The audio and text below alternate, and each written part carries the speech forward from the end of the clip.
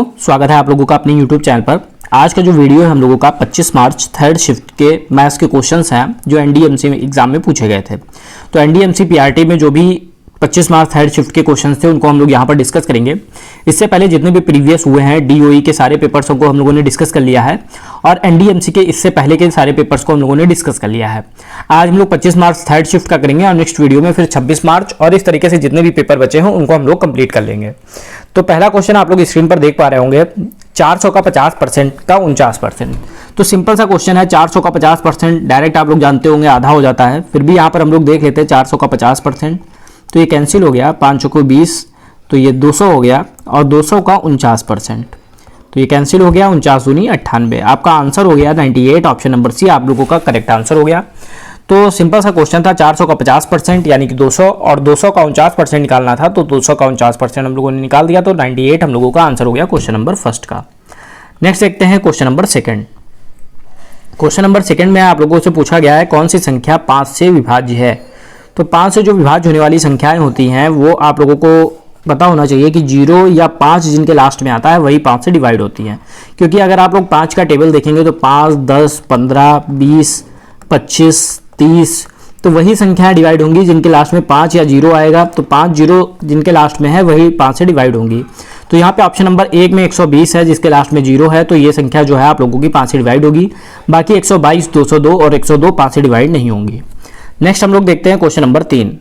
Question number 3 में है, यहाँ पर आप लोगों को एक समीकरण दिया गया है, इसमें आप लोगों के ब्रैकेट्स हैं और इनको आप लोगों को सॉल्व करना है। तो सबसे पहले अगर ब्रैकेट्स हैं तो सबसे पहले रेखा ब्रैकेट सॉल्व किया जाता है, देन हम लोग छोटा ब्रैकेट सॉल्व करते हैं, उसके बाद हम लोग मझला ब्रैकेट सॉल्व करते हैं और देन हम लोग बड़ा ब्रैकेट सॉल्व करते हैं।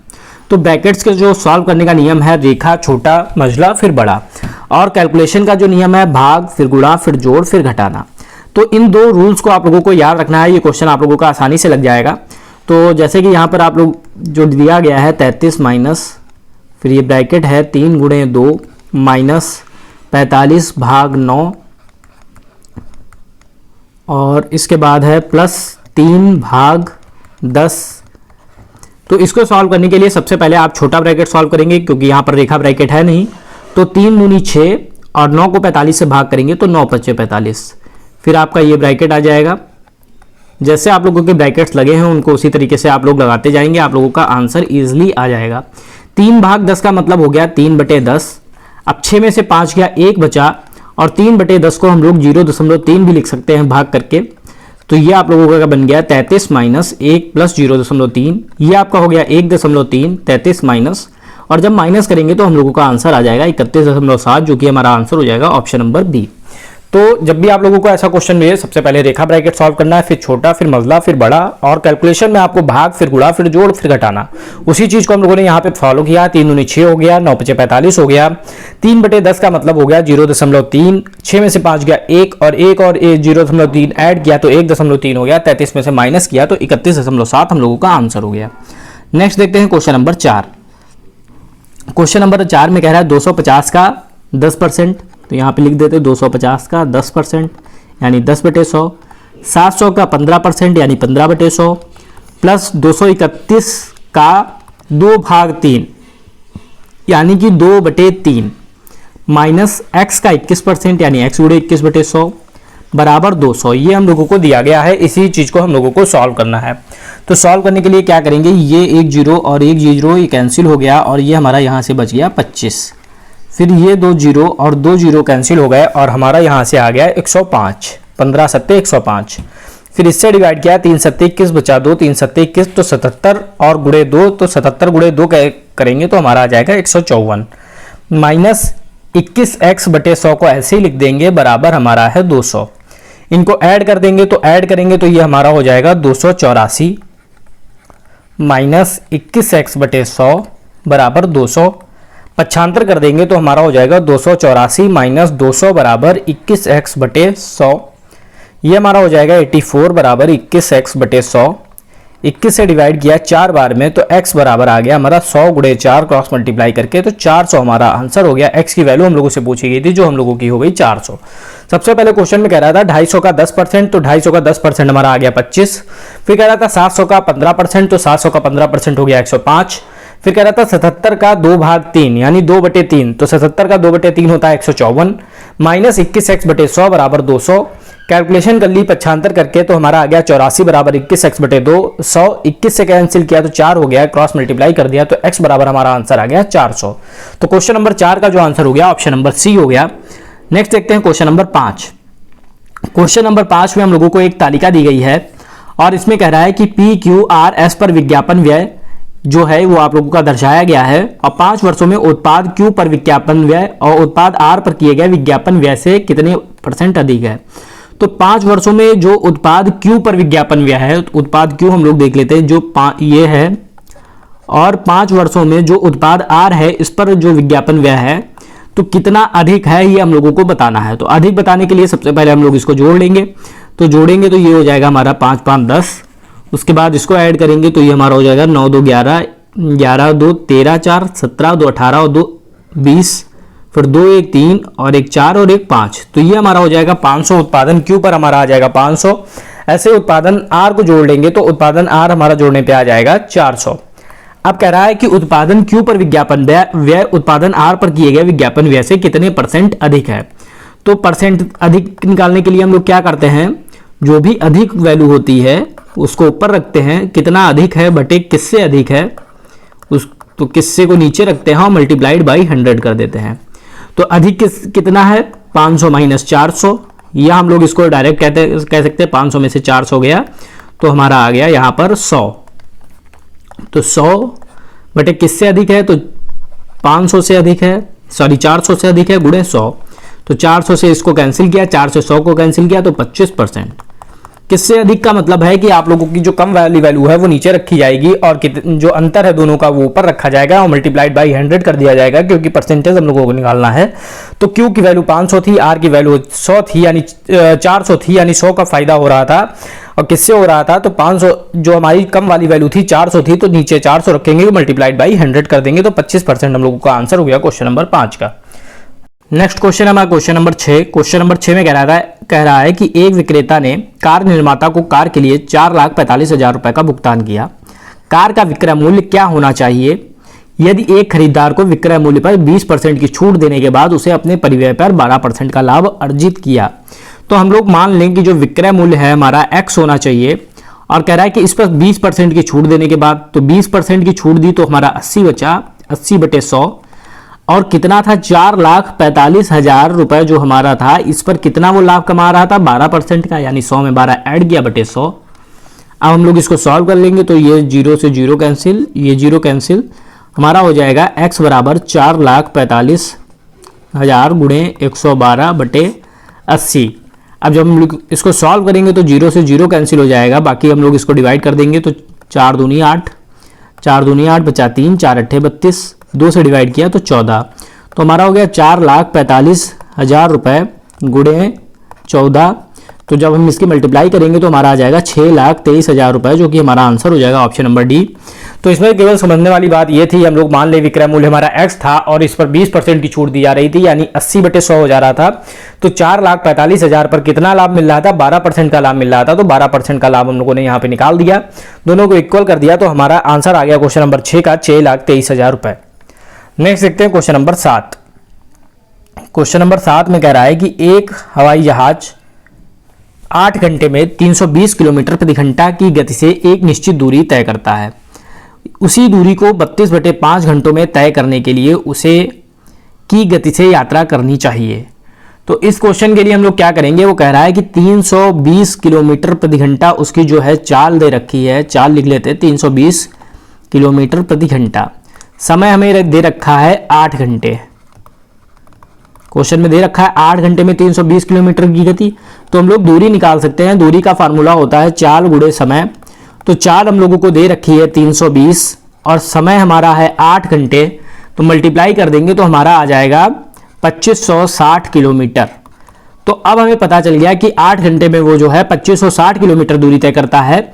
अब उसी दूरी को यानी 2560 किलोमीटर की दूरी को 32/5 घंटों में तय करने के लिए क्या उसकी यात्रा की गति होनी चाहिए, यानी चाल पूछ रहा है और दूरी हमें दे रखी है उसी गति, उसी को यानी कि 25/60 को, और कितने समय में 32/5 घंटे में, तो ये 32/5 हो जाएगा। तो जब हम लोग इसको सॉल्व करेंगे तो हमारा ये हो जाएगा 2560 गुणे 5/32। अब हम लोग इसको सॉल्व कर लेंगे तो ये इसको डिवाइड कर देते हैं हम लोग 16 से, 16 दूनी 32, 16 एकम 16 बचा 9, 16 छक 96, 0 2 से डिवाइड किया तो 80 हो गया, यानी 80 गुणे 5 आ गया। 80 गुणे 5 करेंगे तो 400 किलोमीटर प्रति घंटा हमारी चाल आ जाएगी। तो सिंपल सा क्वेश्चन था। पहली हमें जो शर्त दे रखी थी, एक हवाई जहाज 8 घंटे में 320 किलोमीटर प्रति घंटे की गति से एक निश्चित दूरी तय करता है। तो निश्चित दूरी हमें पता नहीं थी, तो हम लोगों ने दूरी निकाल ली चाल गुणे समय का यूज करके। तो हमारी दूरी आ गई 2560 किलोमीटर। जब मैं दूरी पता चल गई, अब समय कह रहा है कि 32/5 घंटे में तय करने के लिए, तो हम लोगों ने मान लिया कि जो हमारा टाइम है वो 32/5 क्वेश्चन में दिया है, तो चाल बराबर दूरी बटे समय का यूज कर लिया। ये अपॉन में था, इसलिए ये ऊपर चला जाता है, हम लोगों को पता है ये सबसे ऊपर आ जाएगा। तो 2560 गुणे 5/32 हो गया, और इसको हम लोगों ने सॉल्व किया तो 400 किलोमीटर प्रति घंटा हम लोगों का आंसर हो गया। नेक्स्ट देखते हैं क्वेश्चन नंबर 8। नेक्स्ट क्वेश्चन देखते हैं क्वेश्चन नंबर 8। क्वेश्चन नंबर 8 में कह रहा है एक कार एक्स कार वाई की तुलना में 25% तेजी से यात्रा करती है। तो कार वाई की अगर हम लोग मान ले ए है चाल 1 किलोमीटर प्रति घंटा, तो कार एक्स की चाल हमारी हो जाएगी 125 A/100 किलोमीटर प्रति घंटा, क्योंकि 25% तेज है तो ए से हम लोगों ने 25% तेज कर दी। अब कह रहा है दोनों एक ही समय पर बिंदु ए से शुरू होती हैं। हम लोगों ने यहाँ पे मान लिया बिंदु ए है, यहाँ से शुरू होती है और बिंदु बी पर पहुंचती हैं। तो ये ए है, ये बी है। जो ए से 125 किलोमीटर दूर है, यानी दोनों के बीच की जो दूरी दे रखी है वो 125 किलोमीटर दे रखी है। रास्ते में हालांकि कार एक्स ने चाय ब्रेक के लिए एक ढाबे पर रुककर 10.5 मिनट गंवा दिया। ये हमारा मिनट में है, इसको घंटे में चेंज करेंगे तो ये यहाँ पे 60 से डिवाइड करेंगे, फिर पॉइंट हटा देंगे तो 0 हो जाएगा। तो हमारा ये घंटे में हो जाएगा 105/600 घंटे। क्योंकि हमारी सारी जो वैल्यूज थी वो किलोमीटर और घंटे में थी, इसलिए हम लोगों ने इसको भी घंटे में चेंज कर लिया। अब हम लोग समय निकाल लेंगे। दूरी हमें पता है 125, वाई की चाल है ए, दूरी हमें पता है 125, एक्स की चाल है 125 A/100, और इसने कितना समय गवाया था 105/600 जो घंटे थे वो इसने खर्च कर दिए थे। यानी हम लोग इसमें 105/600 को अगर ऐड कर दे तो हमारी इक्वेशन बराबर हो जाएगी। जो वेस्ट टाइम था वो हम लोगों ने इसमें ऐड कर दिया। अब हम लोग पक्षांतर कर लेंगे। तो यहाँ पर सबसे पहले इसको सॉल्व कर लें। 125 गुणे 100/125 ए हो जाएगा, ये कैंसिल हो जाएगा और ये हमारा 105/600 बना रहेगा, बराबर 125/a, यहाँ पर 125/a हो जाएगा। अब पक्षांतर कर लेंगे तो हमारा हो जाएगा 125/a माइनस 100/a बराबर 105/600। इसको सॉल्व करेंगे तो 25/a बराबर आ जाएगा 105/600। क्रॉस मल्टीप्लाई कर देंगे तो a बराबर हो जाएगा 25 गुणे 600/105। अब इसको हम लोग सॉल्व कर लेंगे। तो सॉल्व करेंगे तो इसको डिवाइड कर देंगे 5 दूनी 10, 5 एकम 5, 5 25, 3 से डिवाइड करेंगे 3 7 21, 3 दूनी 6, 200, 5 और 200 की मल्टीप्लाई हो गई 1000, और नीचे अपॉन में हमारा था 7, जो कि वैल्यू आ गई हमारी ए की। पूछ रहा था कार्रवाई की गति। कार्रवाई की हम लोगों ने मानी थी 1 किलोमीटर प्रति घंटा, यानी कि जो कार्रवाई की गति हो गई 1000/7 किलोमीटर प्रति घंटा। तो सबसे पहले इस क्वेश्चन में हमें दिया था कि जो y की गति है वो a हम लोगों ने मानी और x की गति 25% तेज है, यानी कि 125 A/100 हो गई। दोनों के बीच की दूरी हमें 125 पता थी, और जो हम लोगों को टाइम दिया था कितना टाइम x ने गवाया है वो 105/600 हमने घंटे में चेंज कर लिया। 10.5 मिनट दिया था, मिनट को घंटे में चेंज करने के लिए 60 से डिवाइड करते हैं, तो हम लोगों ने 105/600 घंटे बना लिया। समय बराबर दूरी बटे चाल का फार्मूला लगाया, तो y के लिए 125/a हो गया और x के लिए 125/125/a 125A/100 दूरी बटे चाल का यहाँ पर भी हम लोगों ने इसे फार्मूला लगा दिया, प्लस उसने जितना समय गवाया था उतना हम लोगों ने ऐड करके क्वेश्चन को बराबर कर दिया। सॉल्व कर लिया तो ए की वैल्यू हमारी आ गई 1000/7 किलोमीटर प्रति घंटा, जो कि हमारी कार्रवाई की चाल थी। नेक्स्ट देखते हैं क्वेश्चन नंबर 9। क्वेश्चन नंबर 9 में हम लोगों को यहाँ पर एक इक्वेशन दे रखी है और इसे सॉल्व करना है। तो इसे सॉल्व करने के लिए हम लोग क्या करेंगे कि 19.8 गुणे 20.2, अगर आप इसकी मल्टीप्लाई करेंगे तो काफी लंबा हो जाएगा और इस तरीके से आपका कॉम्प्लिकेटेड हो जाएगा क्वेश्चन। तो इसको अगर आप ध्यान से देखेंगे तो अगर 20 में हम लोग 0.2 माइनस कर दें और 20 में हम लोग 0.2 प्लस कर दें तो हम लोगों का ये 19.8 बन जाएगा और ये हमारा 20.2 बन जाएगा, प्लस 0.04। अब देखेंगे तो ये a माइनस बी की फॉर्म है, ये a प्लस बी की फॉर्म है, और इसका जो फार्मूला होता है वो a² माइनस बी² होता है। तो a यहाँ हमारा है 20, तो 20 का स्क्वायर बी है हमारा 0.2 तो 0.2 का स्क्वायर प्लस 0.04, 20 का स्क्वायर 400 होता है, 0.2 का स्क्वायर 0.04 होता है प्लस 0.04, कैंसिल हो जाएगा, प्लस माइनस 400 हमारा आंसर हो जाएगा।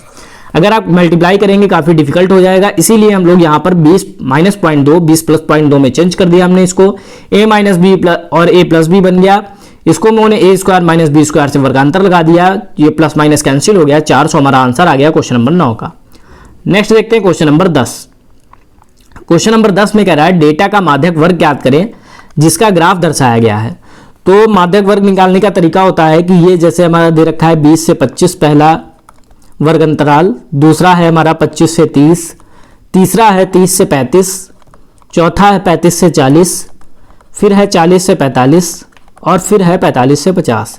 ये हमारे वर्ग अंतराल हैं और इनकी जो बारंबारता है वो हमको दे रखी है 13, फिर 17, फिर 5, फिर यहाँ पर है हमारा 15, 15 के बाद है 6 और 6 के बाद है हमारा 4। तो ये हमारी जो है बारंबारता दे रखी है और हमें बताना है कि डेटा का माध्यक वर्ग क्या होगा। तो इसके लिए हम लोग संचयी बारंबारता निकालते हैं। संचयी बारंबारता का क्या होता है, जो पहली संख्या है उसको वैसे ही नोट कर देते हैं, फिर अगली संख्या इसमें ऐड करते हैं और उसको लिख देते हैं, फिर अगली संख्या इसमें ऐड करेंगे तो 35, 35 में अगला ऐड करेंगे तो 50, 50 में फिर 6 ऐड करेंगे तो 56 और 56 में 4 ऐड करेंगे तो 60। ये जो हमारी लास्ट में डिजिट आई है ये वैल्यू आई है हमारी n की, तो हमारा n बराबर आ गया है 60। तो संचयी बारंबारता निकालने के बाद जो लास्ट डिजिट आती है वो हमारी n हो जाती है। फिर हम लोग निकालते हैं n/2, तो n/2 हमारा क्या हो जाएगा 60/2 यानी कि 30। अब हम लोग देखेंगे 30 हमारा किस में आया है, तो 30 हमारा इसमें आया है, तो ये वाली जो बारंबारता हो जाएगी हमारी 17 और जो वर्ग अंतराल हो जाएगा 25 से 30 यानी ऑप्शन नंबर ए हमारा राइट आंसर हो जाएगा। तो इसमें सबसे मेन होता है आपका संचयी बारंबारता निकालना। पहली संख्या हम वैसे ही लिख देते हैं, फिर नेक्स्ट उसमें ऐड करते जाते हैं और हमारी जो संचयी बारंबारता है वो आ जाती है। फिर हम लोग उसको 2 से डिवाइड करते हैं, 2 से डिवाइड करने पर हमारा 30 आया, तो 30 वाली जो थी वो हमारी 25 से 30 हो गई यानी ऑप्शन नंबर ए हमारा राइट आंसर हो गया। अगर बाई चांस यहाँ पर 31, 32, 33 होता, 31, 32, 33 ये होता तो यहाँ पर हम लोग जो है इससे बड़ी वाली में लेते यानी 35 में लेते, तो हमारा जो वर्ग अंतराल है वो 30 से 35 हो जाता। तो क्वेश्चन नंबर 10 का जो राइट आंसर हो गया ऑप्शन नंबर ए। नेक्स्ट है क्वेश्चन नंबर 11। क्वेश्चन नंबर 11 में कह रहा है एक कॉल सेंटर में सभी पुरुषों के कुल वेतन का सभी महिलाओं के कुल वेतन से अनुपात 7:5 है और प्रत्येक पुरुष के वेतन का प्रत्येक महिला के वेतन से अनुपात 5:3 है। पुरुषों और महिलाओं की संख्या का अनुपात ज्ञात करें। मान लें कि सभी पुरुषों का वेतन समान है, तो इसमें हम लोगों को दे रखा है 7:5 सभी का और प्रत्येक पुरुष और प्रत्येक महिला का दे रखा है 5:3। तो डायरेक्ट अगर हम लोग शॉर्ट में समझना चाहें तो इसकी क्रॉस मल्टीप्लाई कर देते हैं, हमारा आंसर आ जाता है जैसे 7 या 21 और 5 25। तो ये हमारा आंसर हो गया ऑप्शन नंबर बी। अगर इसको मेथड से समझना चाहें तो जो सभी पुरुष का है तो सभी के लिए हम लोग लिख देते हैं 7x और 5x, क्योंकि हमारा अनुपात था 7 और 5 का। फिर एक पुरुष की बात की जाए, एक पुरुष और एक महिला का जो है तो वो 5y हम लोग मान लेते हैं और 3y मान लेते हैं, क्योंकि हमारा अनुपात था 5 और 3 का। तो पूछा संख्या, तो संख्या के लिए क्या करेंगे हम लोग, संख्या निकालने के लिए सभी पुरुष को अगर हम 1 से भाग दे देंगे 1 के वेतन से, तो हमारी संख्या आ जाएगी 7x/5y अनुपात 5x/3y। तो अब हम लोग इसको सॉल्व कर लेंगे, x से x कैंसिल, y से y कैंसिल, 7/5 अनुपात 5/3। अब इनका एलसीएम हम लोग लेते हैं, एलसीएम हमारा 5 और 3 का 15 आता है, तो 5 और 15 से मल्टीप्लाई कर देंगे, अनुपात 5/3 मल्टीप्लाइड बाई 15, 5 या 15, 3 5 15, तो हमारा आंसर आ गया 21:25। चाहे आप ऐसे लगाएं या फिर आप ऐसे लगाएं, डायरेक्टली आप लोगों की बात एक ही है, ये शॉर्ट ट्रिक है। जो भी हम लोगों को इस टाइप का क्वेश्चन मिलता है तो हम लोग नीचे क्रॉस मल्टीप्लाई कर देते हैं, तो 7 या 21 5 25 हमारा आंसर हो गया option number B question number 11 का। नेक्स्ट देखते हैं क्वेश्चन नंबर 12। क्वेश्चन नंबर 12 में कह रहा है यदि घनाभ के 3 आसन्न फलकों का क्षेत्रफल 216, तो आसन्न फलक क्या होता है हमारा, जैसे कि L × B हमें दे रखा है 216 यानी लंबाई गुणे चौड़ाई, फिर चौड़ाई गुणे ऊंचाई होता है दूसरा आसन्न फलक, तो हमारा 150 दे रखा है। तीसरा दे रखा है यानी H × L जो है हमारा 576 दे रखा है। आप चाहें इसको LB मान ले या इसको BH मान ले, बात हमारी एक ही है। तो LB हमें 216 दे रखा है, BH हमारा जो है 150 दे रखा है और H और L की मल्टीप्लाई हमें 576 दे रखी है।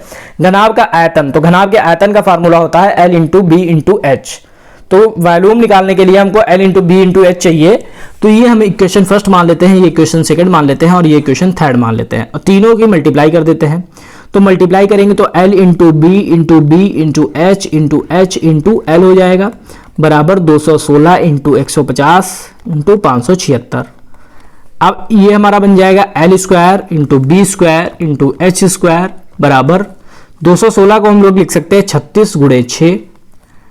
फिर हम लोग 150 को लिख सकते हैं 25, 6 गुणे 25 या 25 गुणे 6 एक ही बात है। यहाँ पर हम लोग समझने के लिए यहाँ पर लिख देते हैं 6 गुणे 25 प्लस 576।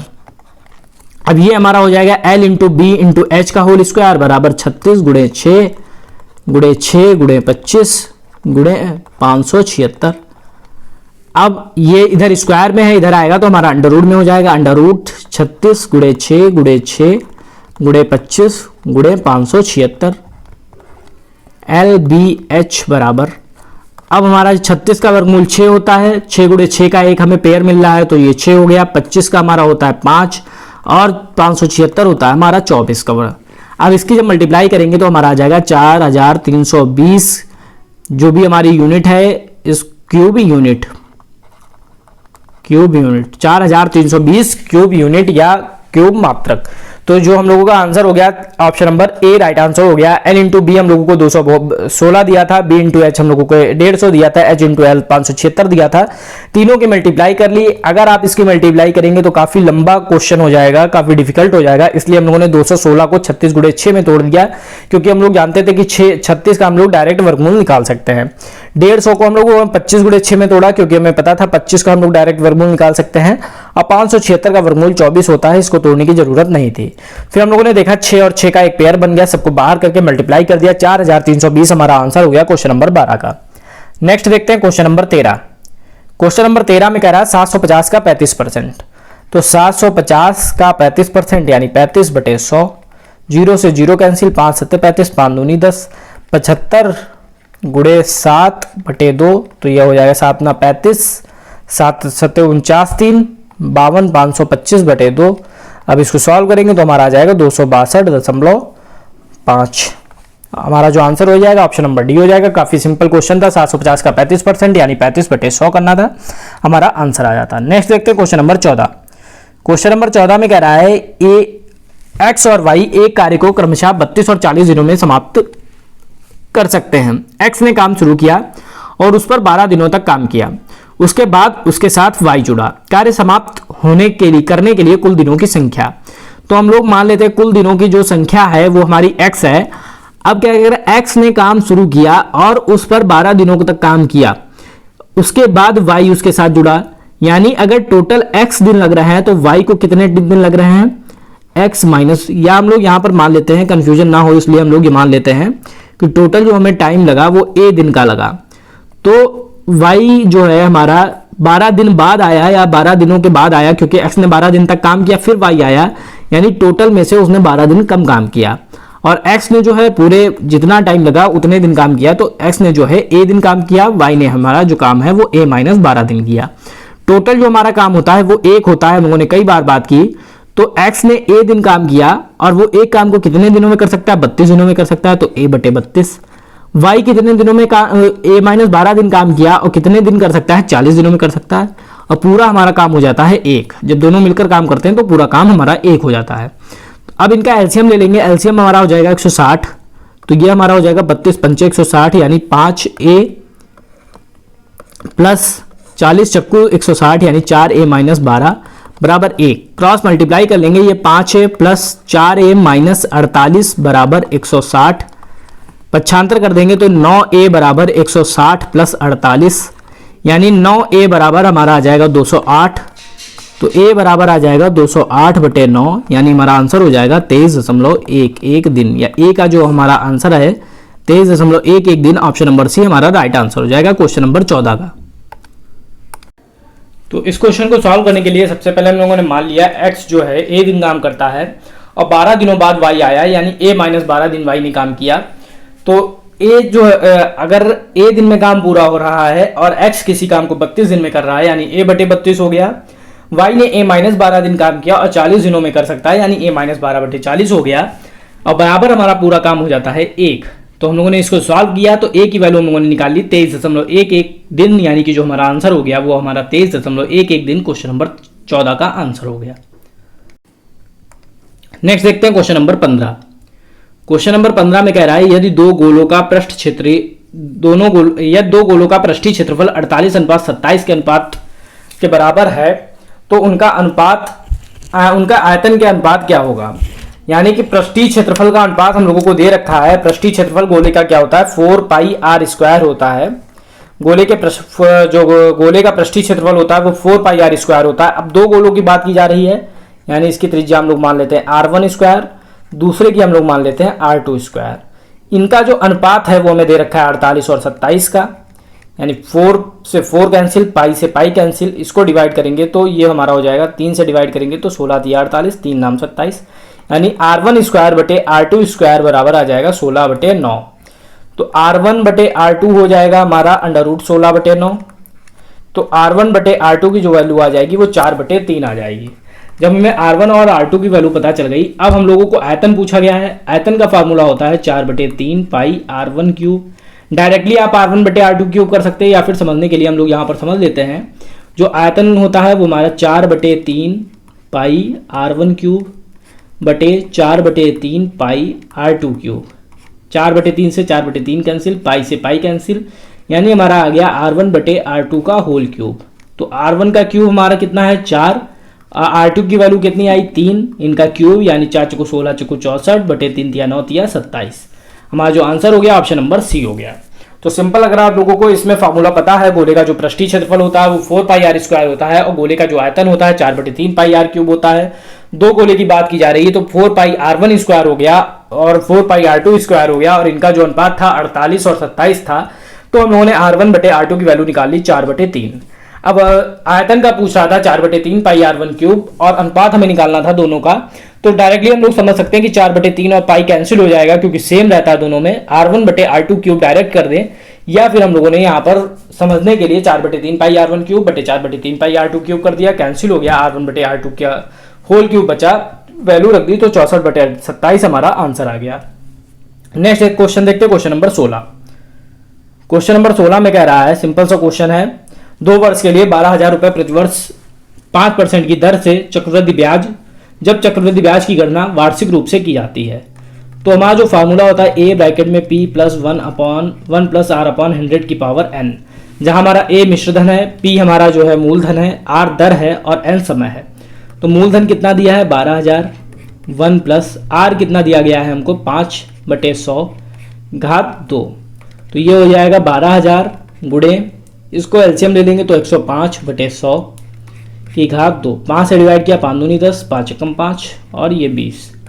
तो 12,000 गुणे 21/20 गुणे 21/20, क्योंकि घात 2 था तो ये 0 कैंसिल हो गया, 0 से 0 कैंसिल हो गया, 2 से डिवाइड किया 2 × 12, फिर 2 से डिवाइड किया तो ये हो गया हमारा 30।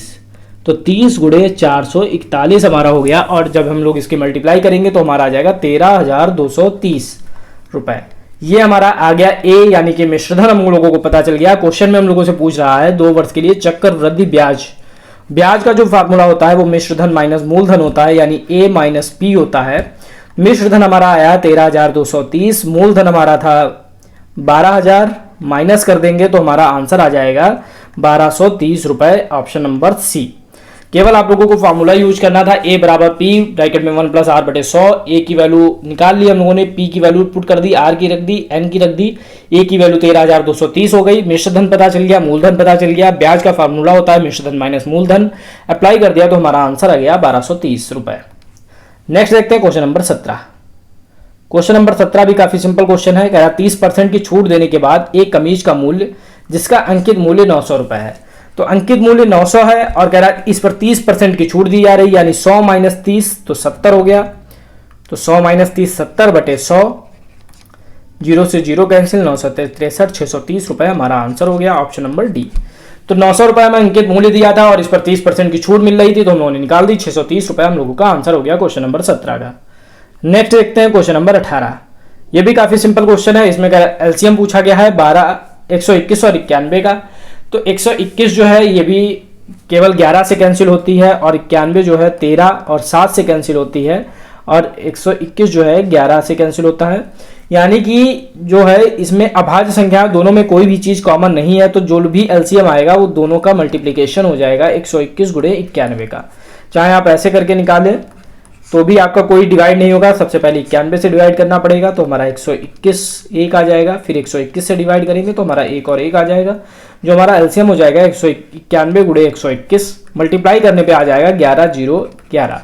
जब वहाँ कोई भी कॉमन नहीं है तो डायरेक्ट यानी कि हम लोगों को मल्टीप्लिकेशन करनी है, तो मल्टीप्लिकेशन करने से हम लोगों का एलसीएम आ गया 11,011। तो क्वेश्चन नंबर 18 का जो आंसर हो गया ऑप्शन नंबर डी। नेक्स्ट देखते हैं क्वेश्चन नंबर 19। क्वेश्चन नंबर 19 में कह रहा है कि ये भी एक कॉमन सेंस का क्वेश्चन है। एक कार 45 लीटर पेट्रोल का उपयोग करके 576 किलोमीटर जाती है। तो 45 लीटर में वो जाती है 576 किलोमीटर, तो 1 लीटर में जाएगी 576 बटे 45 किलोमीटर। एक एक नियम लगा दिया हम लोगों ने। पूछ रहा है 65 लीटर में, तो 65 लीटर में कितना जाएगी, मल्टीप्लाई कर देंगे 576 बटे 45 गुणे 65, तो 5 निम 45 13। जब हम लोग इसको सॉल्व करेंगे तो ये हमारा 9 से डिवाइड किया, 9 छाक 54 बचा 3, 9 चौक 36, तो 64 गुणे 13 मल्टीप्लाई कर देंगे तो 832 किलोमीटर हमारा आंसर हो जाएगा क्वेश्चन नंबर 19 का ऑप्शन नंबर बी। तो इसमें भी केवल हम लोगों को एक एक नियम लगाना था। 45 लीटर में जा रही है 576 किलोमीटर, तो 1 लीटर में जाएगी 576 बटे 45, यानी कि एवरेज हमारा पता चल गया। फिर 65 लीटर में कितना जाएगी, तो 65 लीटर से या 65 से हम लोगों ने मल्टीप्लाई कर दिया, 832 किलोमीटर हमारा आंसर हो गया क्वेश्चन नंबर 19 का। लास्ट क्वेश्चन है क्वेश्चन नंबर 20। क्वेश्चन नंबर 20 में कह रहा है वर्ग अंतरालों के सामने उनकी आवृत्तियों का ग्राफ इस प्रकार दर्शाया गया है कि सबसे कम आवृत्ति वाला वर्ग अंतराल ज्ञात करें। तो सबसे कम आवृत्ति वाला हम लोगों को यहाँ पे वर्ग अंतराल बताना है। तो यहाँ पर हम लोग देख लेते हैं, जो ये हमारी बारंबारता यानी कि आवृत्ति है, तो इसमें सबसे कम किस में है, 5 है। 5 वाला किस में आ रहा है, 40 से 50 में आ रहा है, तो हमारा जो आंसर हो जाएगा 40-50 हो जाएगा ऑप्शन नंबर डी। तो क्वेश्चन नंबर 20 का जो आंसर हो जाएगा ऑप्शन नंबर डी हो जाएगा, क्योंकि सबसे कम जो है वो इसी में आ रही थी, हमारी जो आवृत्ति है वो सबसे कम इसी में हो रही थी, इसलिए जो हमारा आंसर है 40 से 50। तो ये आज का हम लोगों का पेपर था 25 मार्च का थर्ड शिफ्ट का। नेक्स्ट पेपर हम लोग डिस्कस करेंगे 26 मार्च का फर्स्ट शिफ्ट का। आज के वीडियो में सिर्फ इतना ही। अगर आप लोगों को वीडियो पसंद आया तो वीडियो को लाइक करें, साथ ही साथ शेयर करें। मिलते हैं नेक्स्ट वीडियो में। Thank you.